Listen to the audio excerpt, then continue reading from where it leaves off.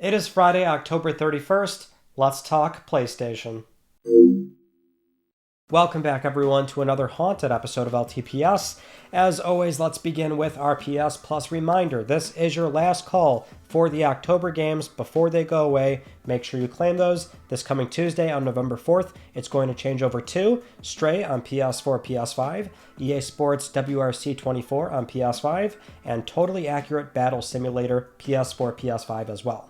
Now, just as we're leaving what I think is one of the strongest months for PS Plus in a long time, at least on Essential and Extra, now we're going into a fairly weak Essential, which, don't get me wrong, Stray, love the game. I think it's a fantastic cat adventure, and I will always recommend that game, no doubt, but it launched into PS Plus Extra, so while this is a tier downward and it's going to be exposed to a lot more people, there's also a lot of folks that already played it via Extra. The only benefit here being that now you can add it to your library, rewrite your PS Plus license. Now it's always on your account, so it's not coming in and out of Extra, and sometimes you do or do not have access to it. Otherwise, though, the other two games, they're fine, but they're very, I think, more genre-dependent than most other games, in that you got to be into racers or you got to be into RTS games, which RTS I find is even more like funneling down into a niche that not many people are super into. I enjoy most games, and like RTSs, there's basically no RTS games I really enjoy. So this month I think is pretty much a wash for me, but otherwise I think, yeah, it's definitely pretty weak. Anyway, moving on to our first news story, we have another update for the PlayStation The Concert series, probably our last update because it's not sounding too good. Sony is canceling more shows again in the US in 2026, so those are almost all gone. And PlayStation is wiping away the existence of this show because on PlayStation's main site, the webpage for the concert is gone. It just redirects to the PlayStation.com homepage. Before it was 404ing, but now it's like completely gone. So that's interesting. I think it would be fair to say now at this point that the whole thing was, for the most part, a failure. There are still a few shows that are showing up via Ticketmaster, but on Ticketmaster itself, you can see canceled. So, again, it's probably a number of factors, not just PlayStation Music being perhaps a little bit more niche and not nearly as notable to maybe older games or more iconic OSTs, but also just the entertainment business and concerts, things like that, are not really doing all that hot right now. So you got to be a pretty big name to pull a full stadium or fill out the seats to the point where, it really becomes a viable show. And in the case of PlayStation, it did not really stand a chance. Moving on to some PlayStation Studio news, beginning with Blue Point Games and their canceled God of War live service title, where we're now finally seeing some alleged screenshots from this game. These were obtained by MP First and put on their site, so it's their report, but they do have a lot of screenshots to share, which are primarily showing off the environment, a lot of interior and exterior shots of buildings and just the general landscape. You can see that the assets are very similar to the 2018 God of War, but contextually more so God of War Ragnarok, and that Blue Point Games, they were working on Ragnarok for quite a while after they were initially acquired. But you can also tell that the architecture is very much leaning into more of the Greek mythos, so the use of temples, columns, pots, things like that, and that does tie in with the only real thing we learned about this from the report, is that MP First says they were told that Hades was going to be the owner of the armory in the game, which, this is a live service title, or it was going to be, so there's always some place or, menu you can go to craft or buy resources, buy weapons, things like that, right? So it seems like for the God of War canon or the story, not sure if it would be canon or not. If Hades is still alive, that would be for the events of God of War 3, but, if that would have been the case, then it seems very clear it was taking place in Greek mythology. So this was definitely interesting to see that that's where they were planning to take this thing. I mean, you hear God of War live service title from Blue Point Games, and yeah, we were all kind of thinking like, well, that seems bizarre. Why is that even something Blue Point's doing? But having some context on at least the timeline of where that game was going to be is something I still want to hear about. Regardless of how we feel about these games, almost always I want to see the stuff made for it, making sure it's not lost to time. Maybe there's some playable builds out there. I mean, who knows, right? It's always cool having these things archived properly. So even something as simple as environment screenshots, it's cool to finally have some of that insight. Now, there is more to say here, but I think this is a good segue into our next story, which is also about Bend Studios' canceled live service game as well, where we have a very brief but insightful comment from Robert Morrison over on Twitter. And so on Twitter, the senior animator at Void Interactive and formerly PS Studios Visual Arts, Robert Morrison, was responding to a comment about the Bend Studio live service game being canceled, and Robert replied with, quote, "To be fair, we didn't make enough substantial progress over the 3 years I was there. I saw the eventual cancellation coming prior to it." I like this comment a lot because not only is it transparent, but it's very accountable. For somebody that was like an on-the-ground employee that helps make and build these games, that is where oftentimes this conversation divulges immediately into, oh, it's the publisher. It's the big guy on top, the ones that make the decisions for chasing the dollar, mismanagement issues, whatever sort of other X, Y, and Z reasons, where it's just a blanket statement of, in this case, it would be, oh, it's Sony because they're doing the whole live service thing, right? And that was the problem there. And like, that's the thing with publishers, they've earned that reputation. It's been well documented over, decades of the game's business, and how publishers will make very bizarre decisions. And in some relationships with the publisher and studio, they do impede heavily to the point of them really changing the overall direction, feel, play style, and everything about a game. But it's still, like, for the most part, not even so much at Sony. Like, it's true at Sony in that the studios have agency. They creatively can make vertical slices, they pitch those to Sony, and like, it's still always their decision. Almost always they're not really getting assigned games. That's not how that works. And that's the thing even outside of Sony, for the most part. I mean, developers make games, or they build ideas and they pitch those to either their publisher, their parent organization, or they just try to find a different publishing partner if they're independent, or they try and do it themselves. But like, almost always, it's still a very creative field. The point I'm trying to make here is that there is sometimes accountability at the studio level of they were not making the progress that they probably should have. It's always a studio by studio thing. That's why I tend to be very outspoken on this topic. And I don't want to come off as defending these games. Like, I don't play these. You all know I don't play live service games. Part of the conversation is rationalizing how it works, why Sony or the studios are doing what they're doing. That's all we're trying to understand here. And the way I see it is, these games were not doing what Sony wanted them to. The mismanagement I still find undeniably was, why are we greenlighting a God of War live service game from Bluepoint? And I'm not even going to sit here and say, like, you should be doing remakes and remasters, because that was, I would assume, I don't know this, but I would think that they agreed to be acquired. That was very contingent on them wanting some autonomy. Of like, hey, we'll, agree to this, but we want to start working on original content, which led them to this God of War live service game. Now, if I'm SIE, I would say, hey, that's great, but we really don't want you to do that. So it's tough to say, right? I mean, you can look at different studios and make different decisions there, but it's hard to have this blanket statement. Oftentimes, you can look at the studio level and think, maybe they just, that was the issue. They just kept running into problems for years, not really getting anywhere with this game. And then the Sony method steps in. Let's stop spending money before we, spend any more. Cancel this thing, move on to something else. Next up, a new PS5 console exclusive coming out of the China Hero Project was announced, and it's called Loulan, The Cursed Sand. And this game genuinely looks really good, and I love when we get a shadow drop announcement of a new game out of nowhere, and the trailer has all in-engine gameplay. It looks really impressive. So this game is being described as an RPG set along the ancient Silk Road in the western regions of China, and you're playing as the skeletal warrior that can absorb sand and use that for combat and traversal. And it's very, as you can see, hack and slash, has that isometric viewpoint style gameplay approach like God of War. Over on the PS blog, the game's director did make it a point to say that the core team does come from studios like Santa Monica, From Software, Platinum Games, and again, it is from the China Hero Project, and it is being supported by SIE. So this game looks really compelling. And I think it's hard nowadays to come out looking, I guess, like this. It's hard to describe, but that sort of dreary, a lot of the same colors being used here, some beige, dark blacks. I mean, I guess it's the Souls look, right?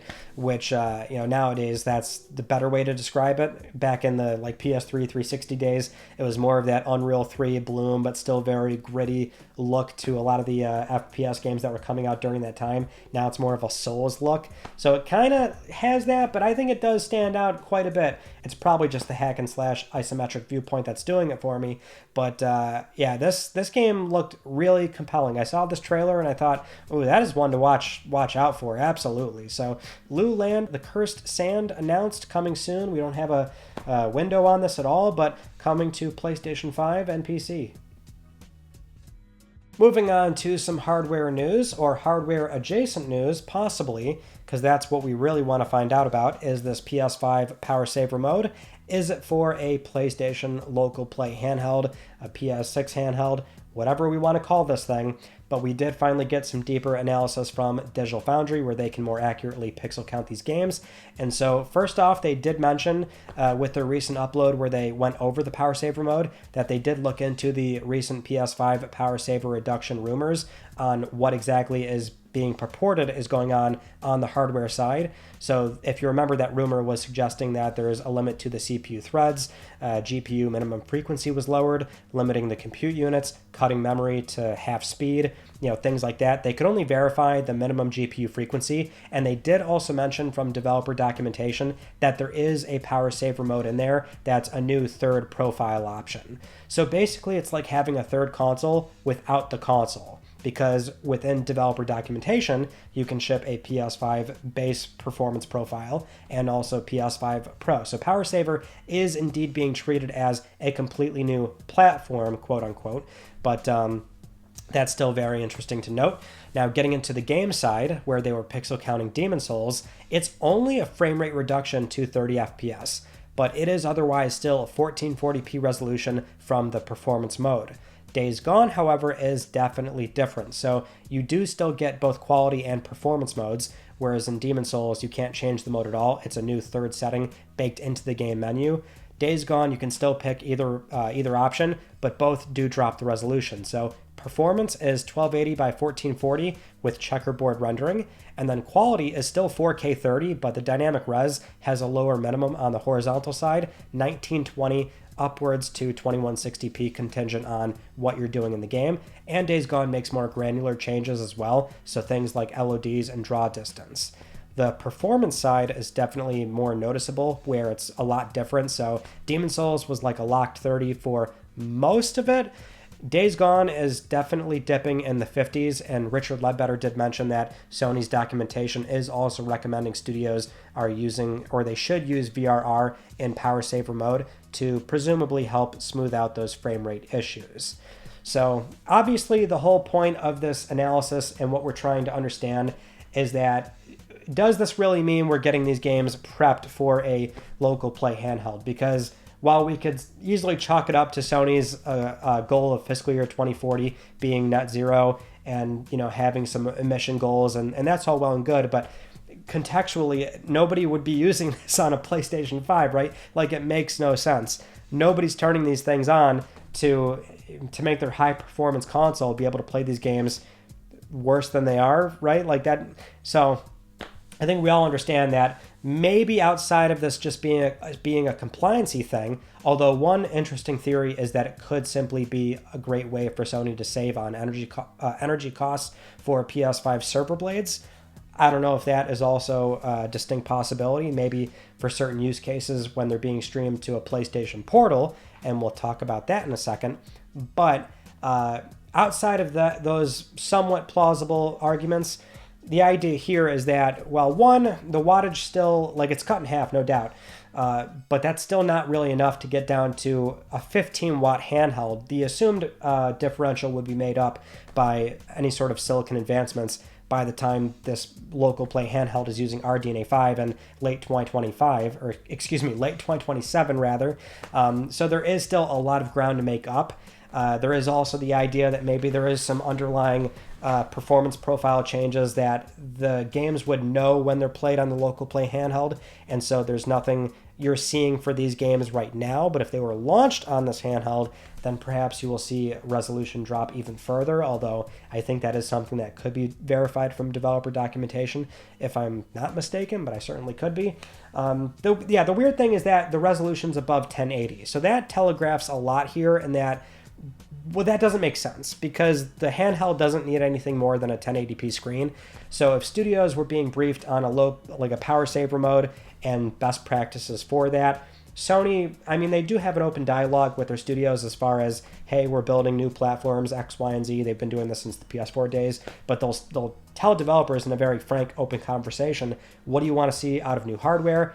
I'm not sure if they've done that for a handheld, but again, they don't want to be, I guess they don't want to telegraph too much just in the interest of having these things not leak out. So I don't know if it's too obvious to recommend to studios that when you're making a low power mode to make sure it's only 1080p. It's hard to say, right? Because arguably there's more wattage that could be saved if more things are dropped and lowered. So these two examples were fascinating because they don't really, they drop the power in half, and that's impressive. And maybe Sony's quite bold and aggressive in how these games may or may not look on a handheld, assuming that is going to be what we're really looking at. But for now, what we can say is that they're punching above their weight if they are to be launched on a local play handheld. Moving on to the PlayStation Portal, this was recently noticed in the PS Portal subreddit and over on Reset Era, where there's now a new little notice on the PS Store listing for The Outer Worlds 2, but it does say you can stream it on release via a PS5 or a Portal. And that would be a specific distinction of something new for the Portal, because the Portal initially, remote play only, then it got PS Plus Premium streaming from the game catalog only. PS5 consoles could stream from the game catalog, PS3 server blades, PS4 server blades, now the newer PS5 ones, and they could be from the game catalog or now within the last year or so, whenever they ended up launching this, but also games that you just straight up own digitally. So they might not even be in the game catalog, but you can stream those as well. The Portal can't do that. So now this would be a situation where you could buy a Portal, not have a PS5, but get a premium membership and stream games from the premium catalog, and also buy a game digitally like The Outer Worlds 2 and just play that, because that would not be in the game catalog, of course. It's a new game. So that is one new use case for the Portal. I would think Sony is looking to roll this out slowly over time on a title-by-title basis. The Portal's been much slower in this respect. I think with PS5, most modern releases that come out, almost all of them have the option to just stream it straight up if you own it digitally. So again, it doesn't have to be in the game catalog, but the Portal, they've been much slower on this. But it's still something where the Portal has, it needs more utility. People do really genuinely enjoy it, and it depends on the situation. My home network is still kind of a pain. I know I've got enough network traffic for it as far as the room goes for it to properly communicate, but I still just get a lot of interference for whatever reason. So oftentimes streaming directly from Sony servers is a better option for me even at home, which is crazy to say. So some people, I mean, they love their Portal. I've really been enjoying mine as well, and so this would be welcomed for sure. Moving on to a business update, and this one does go back to rumors from years ago and one that was even more recent, the possibility of Sony, sizing up an acquisition for Warner Brothers Discovery. Well, now we know for certain that is likely not happening based on, words directly from Sony's CEO, Hiroki Totoki, but the context here is that Warner Brothers recently announced they were looking for alternative ways to maximize shareholder value. Basically, they're saying straight up, they're for sale. And so they want to try and control their debt, get a sale going, consolidation. That's what it's all about in 2025 and beyond. But recently speaking with Nikkei, Sony's current CEO, Hiroki Totoki, did say they are not interested in doing a big Hollywood M&A deal right now, and that they do want to keep building a solid base in their strength for anime and games. So, yeah, that was a rumor definitely 4 or 5 years ago. It was a decent sized one too, back when I think a lot of the merger and acquisition rumors were getting a lot more attention than they reasonably needed to. And that was, even I was at fault for that, right? Not knowing nearly as much as I do nowadays about that stuff. But typically now, if there's merger and acquisition rumors, almost all of them are not really that credible until maybe an actual sale goes through day of or something. But the point is, like, that was a rumor 4 or 5 years ago. And then more recently, when Warner Brothers was going through their whole restructuring thing, there was the inkling that they were looking to make a deal. And now we can see that, yes, they are looking to definitely sell. But Sony is not going to be a buyer. All right, we have yet again another update for the Sony lawsuit where Sony is suing Tencent over the Horizon ripoff Light of Mataram game. We have another response from Tencent where it was filed on October 29th, and they are responding to Sony's words again, and also their motion for a preliminary injunction. So this was obtained by the Game Post, and Tencent is asking the judge to throw the case out entirely because, again, they are arguing that Sony is targeting the wrong parties since Tencent, the parent company, is not the exact Tencent subsidiary that is publishing or developing the game. They also argue the lawsuit is too soon because Light of Mataram is not out just yet, and Tencent also argues that just because Aloy is a well-known famous character, that does not create a trademark. So they're directly acknowledging what Sony mentioned in their recent filing about Aloy and the notoriety of the character and what she means to the brand, how important she is. And so they're responding saying like, yeah, well, that's all well and good, but like that's not a trademark. So this should be their last thing that they can file before the judge ends up stepping in and doing something. But, you know, I'll add the same PSA here, not a lawyer. So it's still fascinating to see this play out in what is not rapid way, because the court system does take a very long time, but at least it feels very rapid just in the sense that like we're getting these filings back forth, where they're, you know, seeing each other's words and openly acknowledging everything that's being said. Or in some cases not acknowledging it and just saying the same points over again, like, hey, bro, you can't sue us because that's not really us. And it's like their cousin half removed because it's a Tencent subsidiary. It's really crazy, like, reading this stuff. So we will see, as I like to say. But, man, I'm really genuinely surprised. If the one thing I am surprised by is Tencent fighting this tooth and nail. It is crazy that they genuinely are like, hey, hold up. I mean, I know it looks similar, but you got to understand it's not actually Horizon. And then they're just using other reasons that don't even really acknowledge what Sony is complaining about. But like that's the one thing I'll add. Like I don't even know where this could go because the actual gameplay looks nothing like Horizon. You know, like if it has to start really going to trial, like I think Tencent has a reasonable case as far as, yeah, a lot of the way the game's presented is incredibly derivative, but also like the gameplay is it's not even remotely similar to Horizon. So, or at least in some gameplay clips. Sometimes it looks like it, and then the one with the crazy UI settings and everything looks nothing like it. So it's tough to say, but it is fun to watch.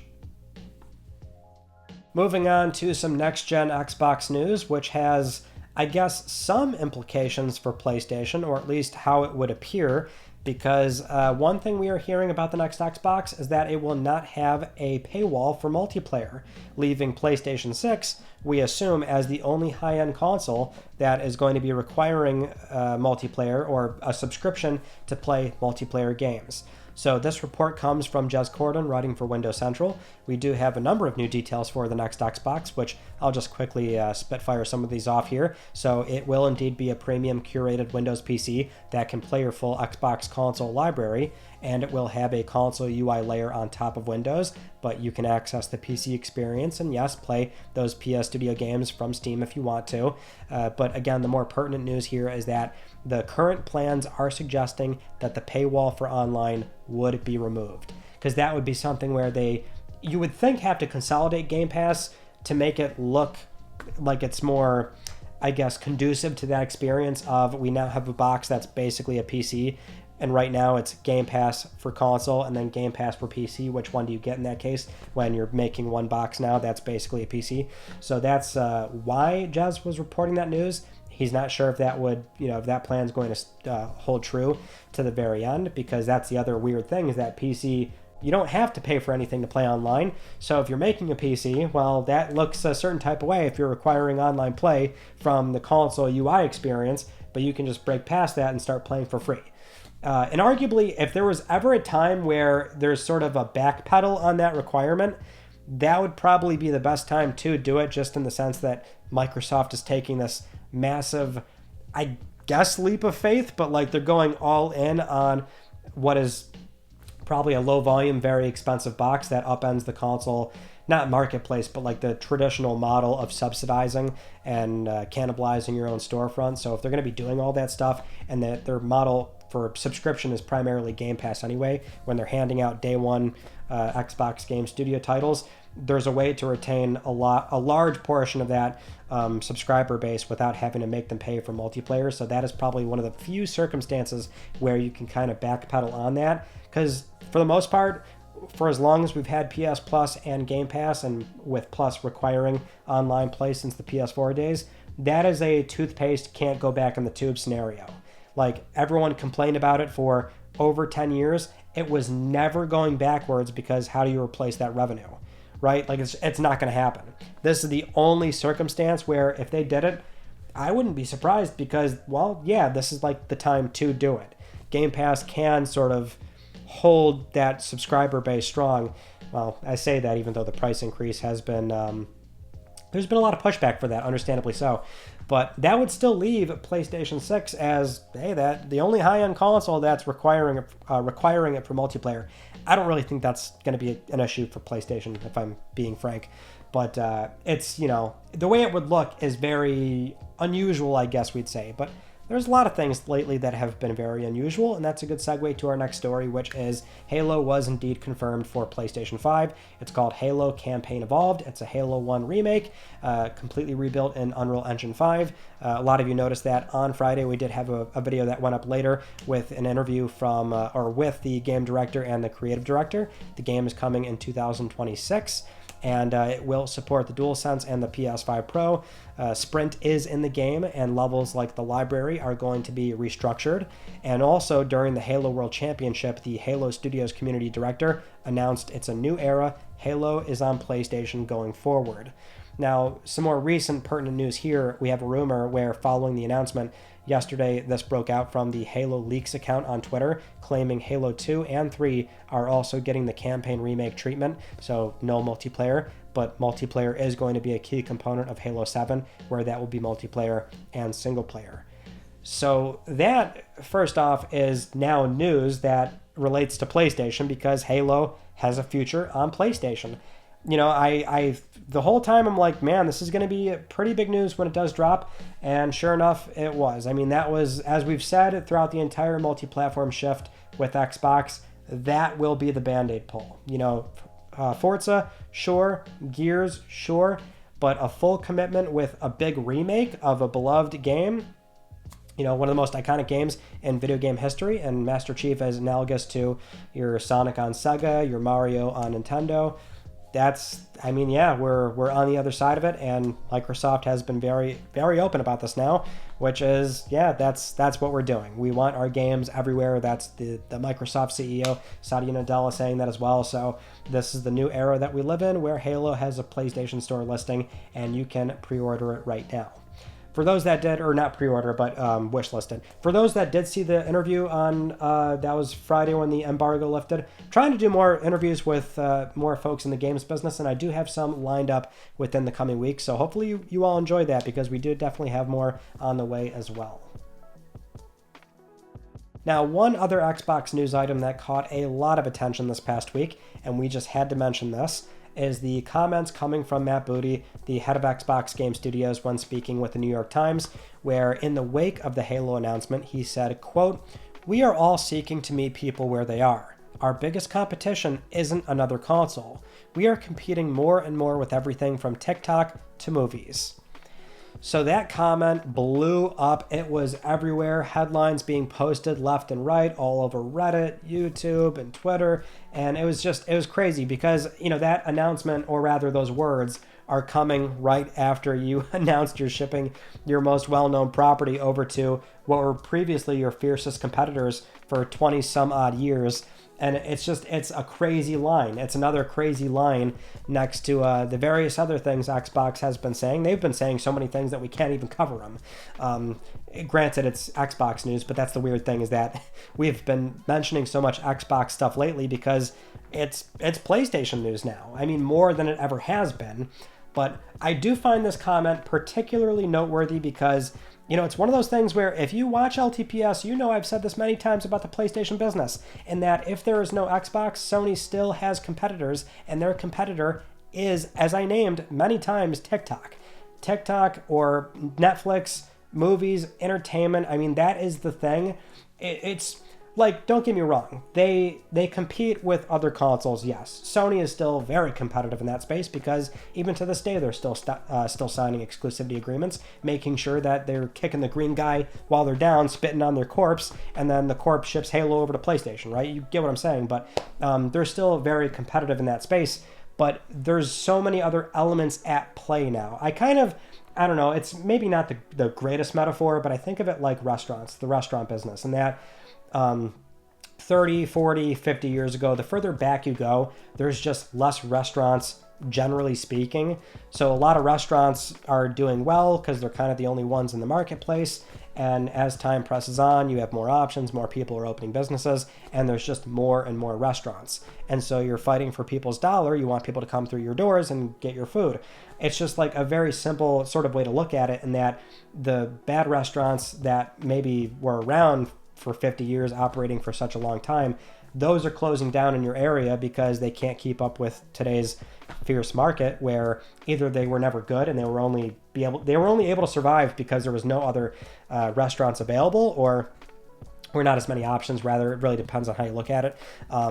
Or they just can't really compete with the quality of the food nowadays. So I'm not really one to use metaphors, but like that is one that I thought of immediately here, because like that's the issue, is that the whole TikTok thing, screen time, these consoles fighting for entertainment space, it's all true.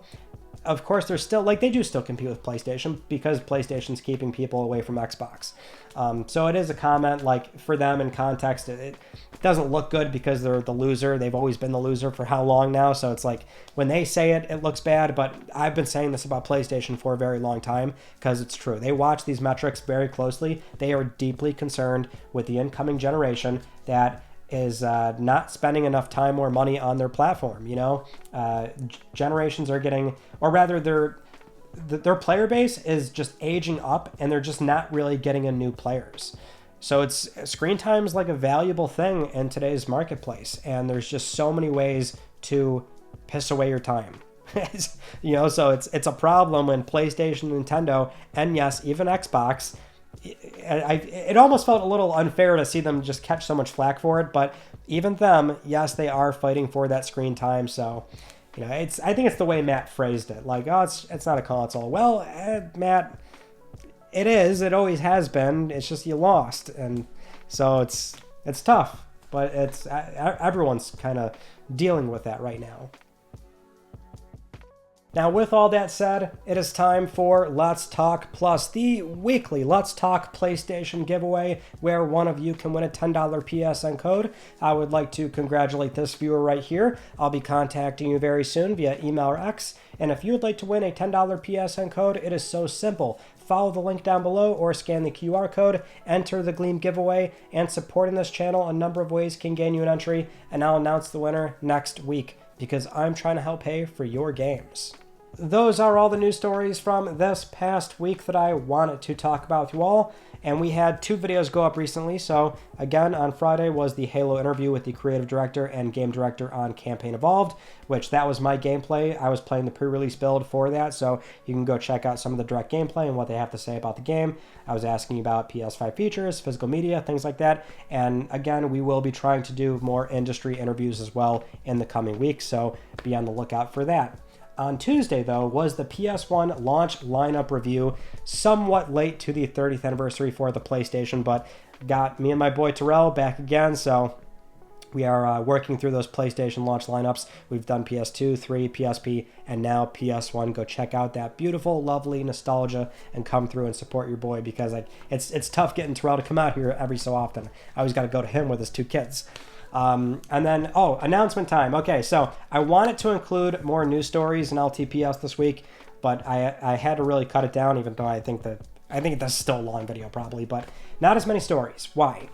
Well, I just finished filming 30 Platinums Part 4. It is official. It's the principal photography is done. I'm done filming. I'm done playing. I'm running on very little sleep. So I had to like skip some of my show notes and everything. I'm feeling dead, folks. I will start editing it very, very soon. So I don't know when, no ETA on when it's coming out. Probably before the end of the year, because that's the goal to get it out during Q4. But it's done, so get excited, get hyped. I hope you all come through for that as well, because I went through it, and I hope I put together something that's going to be really enjoyable for all of you. But Part 4, I can confirm, is on the way. Otherwise, though, that's pretty much it. So that concludes this week's episode of Let's Talk PlayStation. I'm Ryan Panecki. Thank you all so much for talking with me, and I will see you all next Friday.